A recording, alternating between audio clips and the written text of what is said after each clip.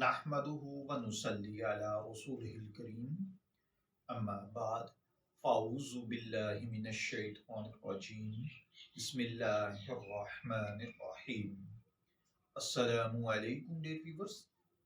ہمارا آج کا ٹاپک ہے 15 شعبان کی شرعی حیثیت۔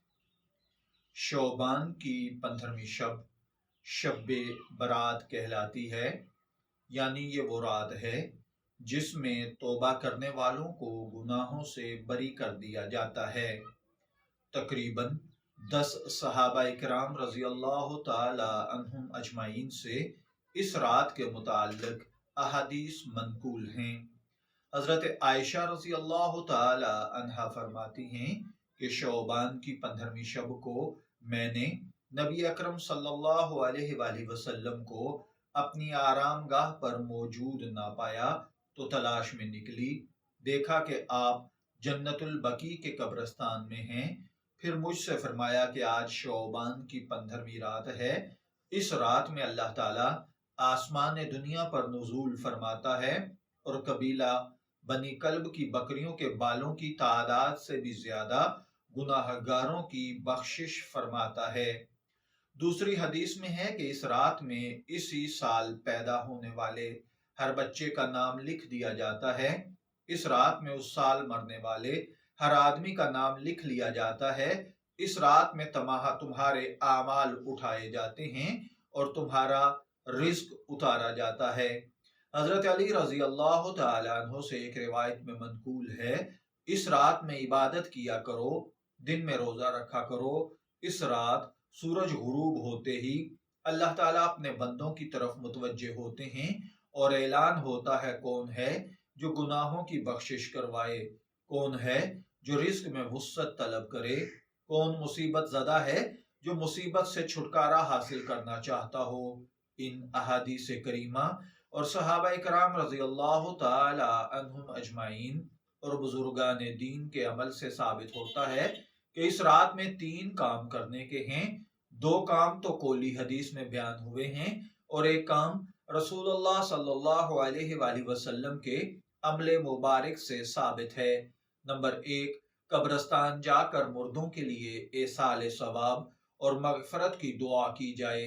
لیکن یاد رہے کہ نبی کریم صلی اللہ علیہ وآلہ وسلم سے ساری حیات مبارکہ میں صرف ایک مرتبہ شب برات میں جنت البقیع جانا ثابت ہے۔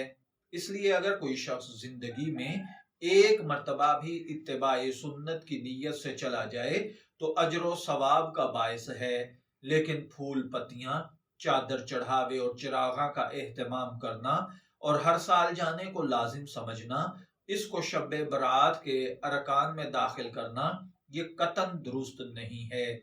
جو چیز نبی اکرم صلی اللہ علیہ وآلہ وسلم سے جس درجے میں ثابت ہے اس کو اسی درجے میں رکھنا چاہیے، اسی چیز کا نام اتباع اور دین ہے۔ دوسرے نمبر پر اس رات میں نوافل، تلاوت، ذکر، اذکار کا اہتمام کرنا، یعنی اللہ وحدہ لا شریک کی عبادت میں شب بیداری کرنا ہے۔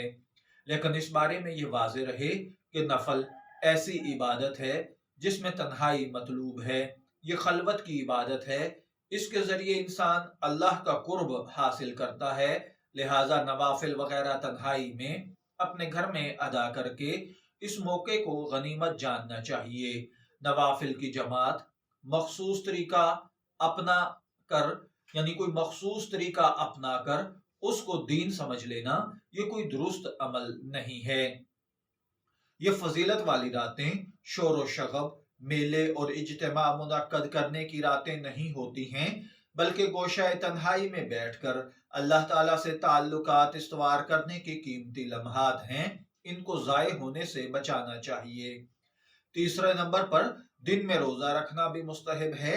ایک تو اس بارے میں حضرت علی رضی اللہ تعالیٰ عنہ کی روایت ہے، دوسرا یہ کہ نبی کریم صلی اللہ علیہ وآلہ وسلم ہر ماہ ایام بیض یعنی 14، 13 اور 15 تاریخ چاند کی جو ہوا کرتی تھی تو آپ علیہ الصلوۃ والسلام ان ایام میں روزوں کا اہتمام فرمایا کرتے تھے، لہٰذا اس نیت سے روزہ رکھا جائے تو موجب اجر و ثواب ہوگا۔ باقی اس رات میں پٹاخے بجانا، آتش بازی کرنا، حلوے کی رسم کا اہتمام کرنا، یہ سب خرافات اور اسراف میں شامل ہیں۔ شیطان ان فضولیات میں انسان کو مشغول کر کے اللہ تعالیٰ کی مغفرت اور عبادت سے محروم کر دینا چاہتا ہے، اور یہی شیطان کا اصل مقصد ہے۔ بہرحال اس رات کی فضیلت بے اصل نہیں، اور سلف صالحین نے اس رات کی فضیلت سے فائدہ بھی اٹھایا ہے، لہٰذا ہم بھی دین اور نبی اکرم صلی اللہ علیہ وآلہ وسلم کی اتباع کرتے ہوئے آپ علیہ الصلوۃ والسلام کے نورانی طریقوں کے مطابق جب اس رات کو گزاریں گے تو انشاءاللہ العزیز یہ ہمارے لیے باعث رحمت اور مغفرت بنے گی۔ میں دعا گو ہوں اللہ تعالی ہمیں ان باتوں کو سمجھ کر ان کے مطابق عمل کرنے کی توفیق عطا فرمائے۔ شبیر احمد کو اجازت دیجیے، پھر حاضر ہوں گے کسی نئے ٹاپک کے ساتھ۔ تب تک کے لیے اللہ حافظ۔